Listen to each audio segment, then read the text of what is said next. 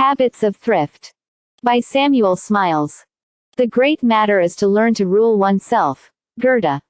Most men work for the present, a few for the future. The wise work for both, for the future in the present, and for the present in the future. Guess is a truth. The secret of all success is to know how to deny yourself. If you once learn to get the whip hand of yourself, that is the best educator. Prove to me that you can control yourself, and I'll say you're an educated man, and without this, all other education is good for next to nothing. Mrs. Oliphant. All the world cries, where is the man who will save us? We want a man. Don't look so far for this man. You have him at hand. This man, it is you, it is I, it is each one of us. How to constitute oneself a man. Nothing harder, if one knows not how to will it. Nothing easier, if one wills it. Alexander Dumas. Competence and comfort lie within the reach of most people, were they to take the adequate means to secure and enjoy them. Men who are paid good wages might also become capitalists, and take their fair share in the improvement and well-being of the world. But it is only by the exercise of labor, energy, honesty, and thrift, that they can advance their own position or that of their class. Society at present suffers far more from waste of money than from want of money. It is easier to make money than to know how to spend it. It is not what a man gets that constitutes his wealth, but his manner of spending and economizing. And when a man obtains by his labor more than enough for his personal and family wants, and can lay by a little store of savings besides, he unquestionably possesses the elements of social well-being. The savings may amount to little, but they may be sufficient to make him independent. There is no reason why the highly paid workman of today may not save a store of capital. It is merely a matter of self-denial and private economy. Indeed, the principal industrial leaders of today consist, for the most part, of men who have sprung directly from the ranks. It is the accumulation of experience and skill that makes the difference between the workman and the no workman, and it depends upon the workman himself whether he will save his capital or waste it. If he save it, he will always find that he has sufficient opportunities for employing it profitably and usefully. When I was down in Lancashire the other day, said Mr. Cobden to his fellow townsman at Midhurst, I visited a mill, in company with some other gentlemen, and that mill belonged to a person whose real name I will not mention, but whom for the present purpose I will call Mr. Smith. There could not have been less than 3,000 or 4,000 persons engaged in this mill when it was at work, and there were 700 power looms under one roof. As we were coming away, one of the friends who accompanied me patted the owner of the mill on the shoulder, and with that frank and manly familiarity which rather distinguishes the Lancashire race, he said, Mr. Smith was a working man himself 25 years ago, and he owes all this entirely to his own industry and frugality. To which Mr. Smith immediately replied, in the same frank and good-humored manner, nay, I do not owe it all to myself. I married a wife with a fortune, for she was earning $9 a week as a weaver at the power loom. When she married me, thrift of time is equal to thrift of money. Franklin said, time is gold. If one wishes to earn money, it may be done by the proper use of time. But time may also be spent in doing many good and noble actions. It may be spent in learning, in study, in art, in science, in literature. Time can be economized by system. System is an arrangement to secure certain ends, so that no time may be lost in accomplishing them. Every businessman must be systematic and orderly. So must every housewife. There must be a place for everything, and everything in its place. There must also be a time for everything, and everything must be done in time. It is not necessary to show that economy is useful. Nobody denies that thrift may be practiced. We see numerous examples of it. What many men have already done, all other men may do. Nor is thrift a painful virtue. On the contrary, it enables us to avoid much contempt and many indignities. It requires us to deny ourselves, but not to abstain from any proper enjoyment. It provides many honest pleasures, of which thriftlessness and extravagance deprive us. Let no man say that he cannot economize. There are few persons who could not contrive to save a few shillings weekly. In 20 years, 3 shillings saved weekly would amount to £240, and in 10 years more, by addition of interest, to £420. Some may say that they cannot save nearly so much. Well, begin with 2 shillings, 1 shilling, or even 6 pence. Begin somewhere, but, at all events, make a beginning. 6 pence a week, deposited in the savings bank, will amount to £40 in 20 years, and £70 in 30 years. It is the habit of economizing and denying oneself that needs to be formed. Thrift does not require superior courage, nor superior intellect, nor any superhuman virtue. It merely requires common sense, and the power of resisting selfish enjoyments. In fact, thrift is merely common sense in everyday working action. It needs no fervent resolution, but only a little patient self-denial. Begin is its device. The more the habit of thrift is practiced, the easier it becomes, and the sooner it compensates the self-denier for the sacrifices which it has imposed. The question may be asked, is it possible for a man working for small wages to save anything, and lay it by in a savings bank, when he requires every penny for the maintenance of his family? But the fact remains, that it is done by many industrious and sober men, that they do deny themselves, and put their spare earnings into savings banks, and the other receptacles provided for poor men's savings. And if some can do this, all may do it under similar circumstances, without depriving themselves of any genuine pleasure, or any real enjoyment. How intensely selfish is it for a person in the receipt of good pay to spend everything upon himself, or, if he has a family, to spend his whole earnings from week to week, and lay nothing by. When we hear that a man, who has been in the receipt of a good salary, has died and left nothing behind him, that he has left his wife and family destitute, left them to chance, to live or perish anywhere, we cannot but regard it as the most selfish thriftlessness. And yet, comparatively little is thought of such cases. Perhaps the hat goes round. Subscriptions may produce something, perhaps nothing, and the ruined remnants of the unhappy family sink into poverty and destitution. Yet the merest prudence would, to a great extent, have obviated this result. The curtailment of any sensual and selfish enjoyment, of a glass of beer or a screw of tobacco, would enable a man, in the course of years, to save at least something for others, instead of wasting it on himself. It is, in fact, the absolute duty of the poorest man to provide, in however slight a degree, for the support of himself and his family in the season of sickness and helplessness which often comes upon men when they least expect such a visitation. Comparatively few people can be rich, but most have it in their power to acquire, by industry and economy, sufficient to meet their personal wants. They may even become the possessors of savings sufficient to secure them against penury and poverty in their old age. It is not, however, the want of opportunity, but the want of will, that stands in the way of economy. Men may labor unceasingly with hand or head, but they cannot abstain from spending too freely, and living too highly. The majority prefer the enjoyment of pleasure to the practice of self-denial. With the mass of men, the animal is paramount. They often spend all that they earn. But it is not merely the working people who are spendthrifts. We hear of men who for years have been earning and spending hundreds a year, who suddenly die, leaving their children penniless. Everybody knows of such cases. At their death, the very furniture of the house they have lived in belongs to others. It is sold to pay their funeral expenses and debts which they have incurred during their thriftless lifetime.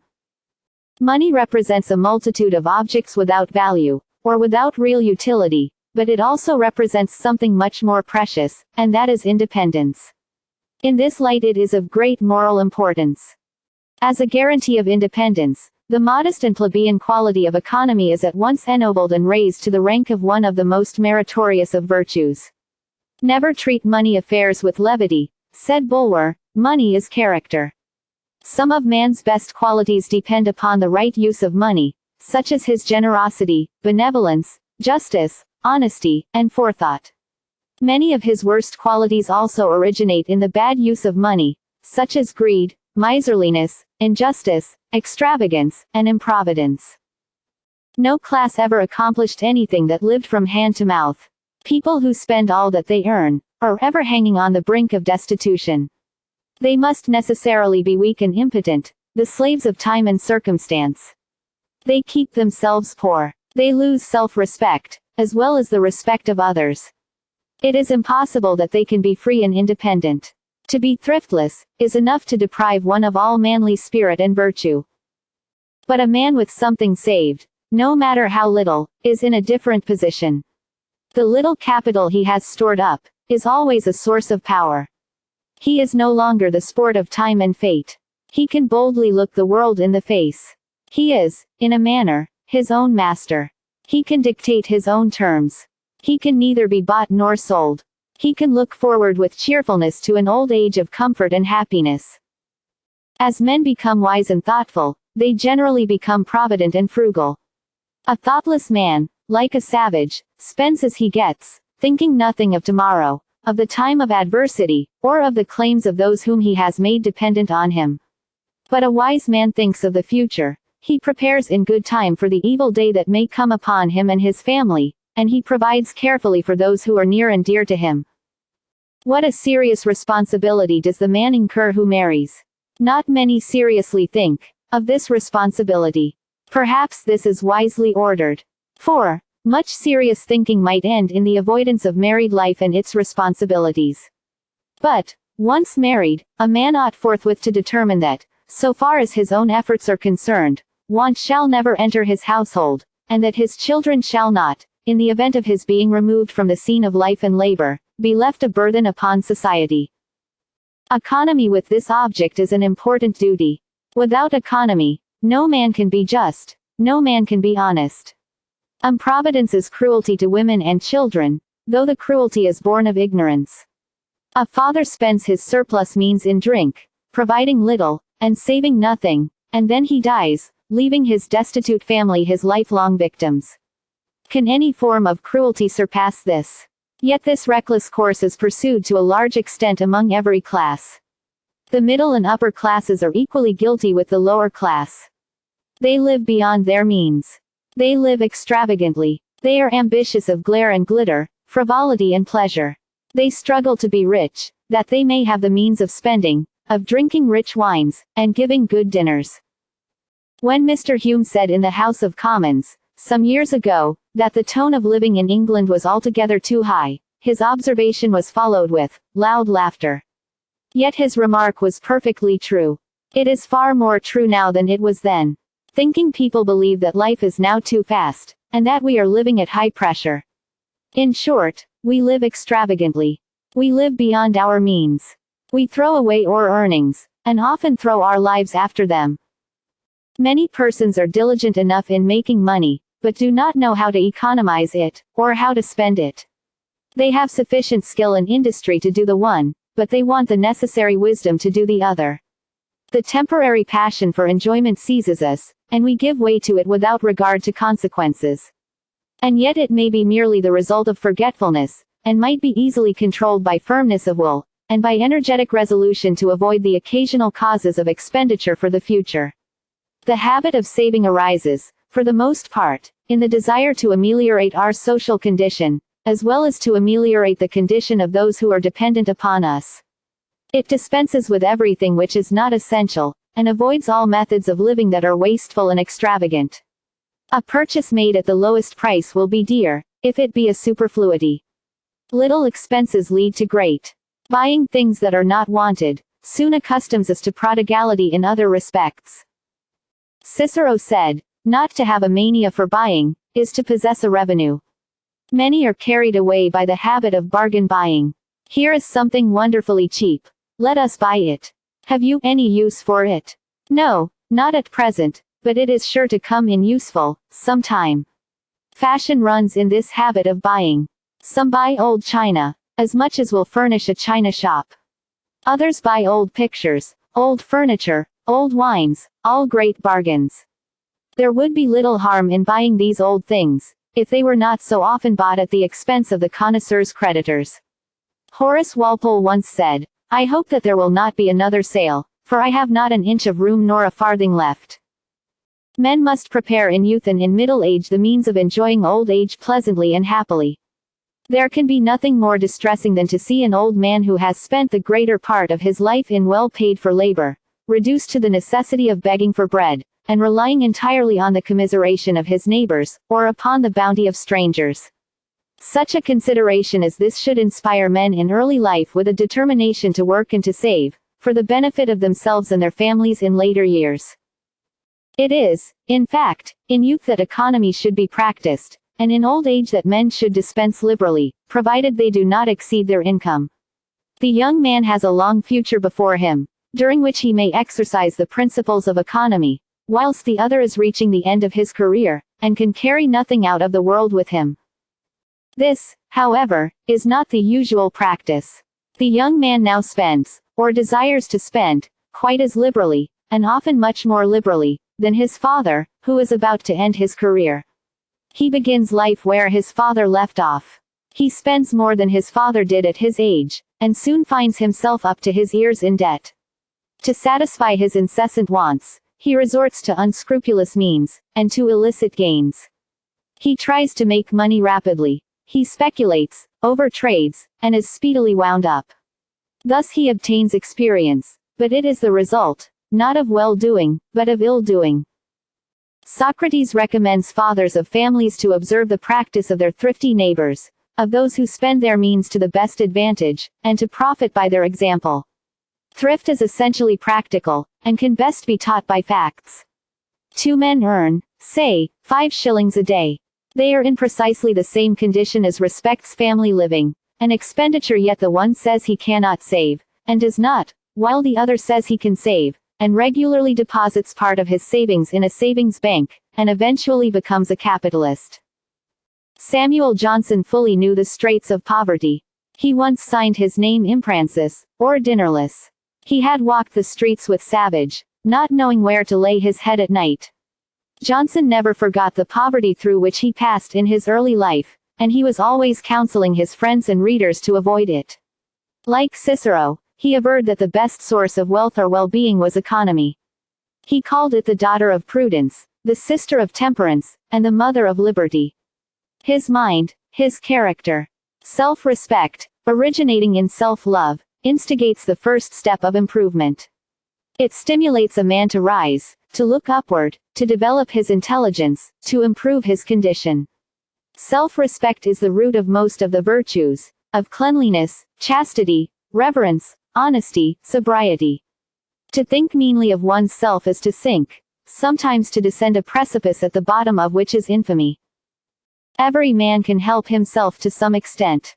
We are not mere straws thrown upon the current to mark its course, but possessed of freedom of action, endowed with power to stem the waves and rise above them, each marking out a course for himself. We can each elevate ourselves in the scale of moral being. We can cherish pure thoughts. We can perform good actions. We can live soberly and frugally. We can provide against the evil day. We can read good books, listen to wise teachers, and place ourselves under the divinest influences on earth.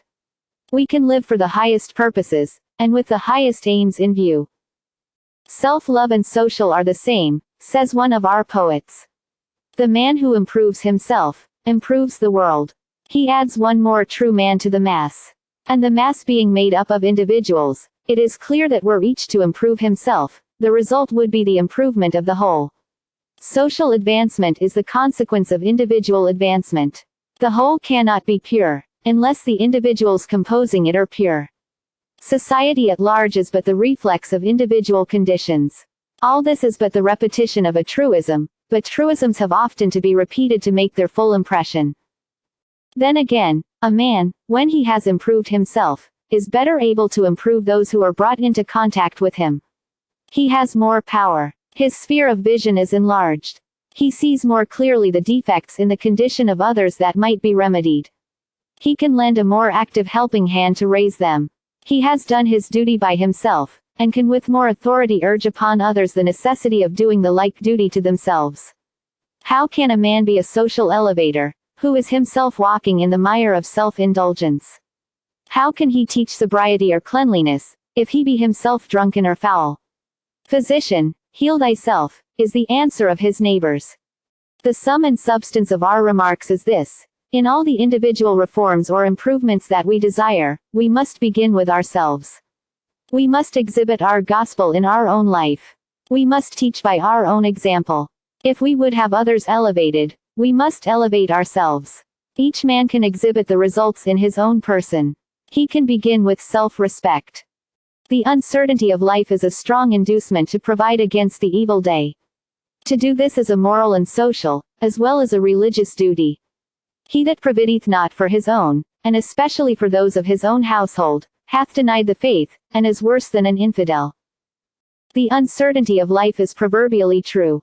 The strongest and healthiest man may be stricken down in a moment, by accident or disease. If we take human life in the mass, we cannot fail to recognize the uncertainty of life as much as we do the certainty of death. There is a striking passage in Addison's Vision of Mirza, in which life is pictured as a passage over a bridge of about 100 arches. A black cloud hangs over each end of the bridge. At the entrance to it there are hidden pitfalls very thickly set, through which throngs disappear, so soon as they have placed their feet upon the bridge. They grow thinner towards the center. They gradually disappear, until at length only a few persons reach the further side, and these also having dropped through the pitfalls, the bridge at its further extremity becomes entirely clear. The description of Addison corresponds with the results of the observations made as to the duration of human life. Thus, of 100,000 persons born in this country, it has been ascertained that a fourth of them die before they have reached their 5th year, and 1/2 before they have reached their 50th year. 1,100 will reach their 90th year. 16 will live to 100. And only 2 persons out of the 100,000, like the last barks of an innumerable convoy, will reach the advanced and helpless age of 105 years. 2 things are very obvious: the uncertainty as to the hour of death in individuals, but the regularity and constancy of the circumstances which influence the duration of human life in the aggregate. It is a matter of certainty that the average life of all persons born in this country extends to about 45 years. This has been proved by a very large number of observations of human life and its duration. Equally extensive observations have been made as to the average number of persons of various ages who die yearly. It is always the number of the experiments which gives the law of the probability. It is on such observations that the actuary founds his estimates of the mortality that exists at any given period of life. The actuary tells you that he has been guided by the laws of mortality. Now the results must be very regular, to justify the actuary in speaking of mortality as governed by laws. And yet it is so. Indeed, there would seem to be no such thing as chance in the world. Man lives and dies in conformity to a law. A sparrow falls to the ground in obedience to a law. Nay, there are matters in the ordinary transactions of life, such as one might suppose were the mere result of chance, which are ascertained to be of remarkable accuracy when taken in the mass. For instance, the number of letters put in the post office without an address, the number of letters wrongly directed, the number containing money, the number unstamped, continue nearly the same, in relation to the number of letters posted, from one year to another. Now it is the business of man to understand the laws of health, and to provide against their consequences, as, for instance, in the matter of sickness, accident, and premature death. We cannot escape the consequences of transgression of the natural laws, though we may have meant well. We must have done well. The Creator does not alter his laws to accommodate them to our ignorance. He has furnished us with intelligence, so that we may understand them and act upon them. Otherwise we must suffer the consequences in inevitable pain and sorrow. We often hear the cry raised, "Will nobody help us?" It is a spiritless, hopeless cry. It is sometimes a cry of revolting meanness, especially when it issues from those who with a little self-denial, sobriety, and thrift, might easily help themselves. Many people have yet to learn that virtue, knowledge, freedom, and prosperity must spring from themselves. Legislation can do very little for them. It cannot make them sober, intelligent, and well-doing. The prime miseries of most men have their origin in causes far removed from acts of Parliament. The spendthrift laughs at legislation. The drunkard defies it, and arrogates the right of dispensing with forethought and self-denial, throwing upon others the blame of his ultimate wretchedness. The mob orators, who gather, the millions, about them, are very wide of the mark, when, instead of seeking to train their crowd of hearers to habits of frugality, temperance, and self-culture, they encourage them to keep up the cry, "Will nobody help us?" The cry sickens the soul. It shows gross ignorance of the first elements of personal welfare. Help is in men themselves. They were born to help and to elevate themselves. They must work out their own salvation. The poorest men have done it. Why should not every man do it? The brave, upward spirit ever conquers. The number of well-paid workmen in this country has become very large, who might easily save and economize, to the improvement of their moral well-being, of their respectability and independence, and of their status in society as men and citizens. They are improvident and thriftless to an extent which proves not less hurtful to their personal happiness and domestic comfort, than it is injurious to the society of which they form so important a part. In prosperous times, they spend their gains recklessly, and when adverse times come, they are at once plunged in misery.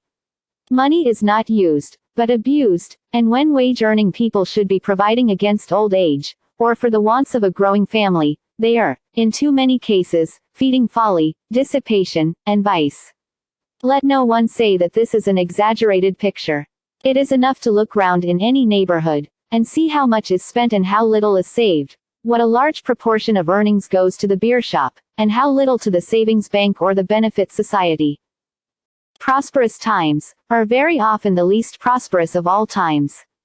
In prosperous times, mills are working full-time, men, women, and children are paid high wages, warehouses are emptied and filled, goods are manufactured and exported, wherries full of produce pass along the streets, immense luggage trains run along the railways, and heavily laden ships leave our shores daily for foreign ports, full of the products of our industry. Everybody seems to be becoming richer and more prosperous. But we do not think of whether men and women are becoming wiser, better trained, less self-indulgent, more religiously disposed, or living for any higher purpose than the satisfaction of the animal appetite. If this apparent prosperity be closely examined, it will be found that expenditure is increasing in all directions. There are demands for higher wages, and the higher wages, when obtained, are spent as soon as earned. Intemperate habits are formed, and, once formed, the habit of intemperance continues. Increased wages, instead of being saved, are for the most part spent in drink. Thus, when a population is thoughtless and improvident, no kind of material prosperity will benefit them. Unless they exercise forethought and economy, they will alternately be in a state of hunger and burst. When trade falls off, as it usually does after exceptional prosperity, they will not be comforted by the thought of what they might have saved, had it ever occurred to them that the prosperous times might not have proved permanent. During prosperous times, Saint Monday is regularly observed. The bank holiday is repeated weekly. Where are all the workmen? Said a master to his foreman on going the rounds among his builders, this work must be pushed on and covered in while the fine weather lasts. Why, sir, said the foreman, this is Monday, and they have not spent all their money yet. Dean Boyd, preaching at Exeter on behalf of the Devonshire hospitals, expressed his belief that the annual loss to the workpeople engaged in the woolen manufacture, the cotton trade, the bricklaying and building trade, by idle Monday, amounted to over 7 millions sterling. If man's chief end were to manufacture cloth, silk, cotton, hardware, toys, and china, to buy in the cheapest market, and to sell in the dearest, to cultivate land, grow corn, and graze cattle, to live for mere money profit, and hoard or spend, as the case might be, we might then congratulate ourselves upon our national prosperity. But is this the chief end of man? Has he not faculties, affections, and sympathies, besides muscular organs? Has not his mind and heart certain claims, as well as his mouth and his back? Has he not a soul as well as a stomach? And ought not prosperity to include the improvement and well-being of his morals and intellect as well as of his bones and muscles? Mere money is no indication of prosperity. A man's nature may remain the same. It may even grow more stunted and deformed, while he is doubling his expenditure, or adding cent per cent to his hoards yearly. It is the same with the mass. The increase of their gains may merely furnish them with increased means for gratifying animal indulgences, unless their moral character keeps pace with their physical advancement. Double the gains of an uneducated, overworked man, in a time of prosperity, and what is the result? Simply that you have furnished him with the means of eating and drinking more. Thus, Not even the material well-being of the population is secured by that condition of things which is defined by political economists as national prosperity. And so long as the moral elements of the question are ignored, this kind of prosperity is, we believe, calculated to produce far more mischievous results than good. It is knowledge and virtue alone that can confer dignity on a man's life, and the growth of such qualities in a nation are the only true marks of its real prosperity, not the infinite manufacture and sale of cotton prints, toys, hardware, and crockery. The Bishop of Manchester, when preaching at a harvest Thanksgiving near Preston, referred to a letter which he had received from a clergyman in the south of England, who, after expressing his pleasure at the fact that the agricultural laborers were receiving higher wages, lamented that at present the only result he could discover from their higher wages was that a great deal more beer was consumed. If this was the use we were making of this prosperity, we could hardly call it a blessing for which we had a right or ground to thank God. The true prosperity of the nation consisted not so much in the fact that the nation was growing in wealth, though wealth was a necessary attribute of prosperity, but that it was growing in virtue, and that there was a more equable distribution of comfort, contentment, and the things of this lower world. In making the preceding observations we do not in the least advocate the formation of miserly, penurious habits, for we hate the scrub, the screw, the miser. All that we contend for is, that man should provide for the future, that they should provide during good times for the bad times which almost invariably follow them, that they should lay by a store of savings as a breakwater against want, and make sure of a little fund which may maintain them in old age, secure their self-respect, and add to their personal comfort and social well-being. Thrift is not in any way connected with avarice, usury, greed, or selfishness. It is, in fact, the very reverse of these disgusting dispositions. It means economy for the purpose of securing independence. Thrift requires that money should be used and not abused, that it should be honestly earned and economically employed. Not for to put it in a hedge. Not for a train attendant. But for the glorious privilege of being independent.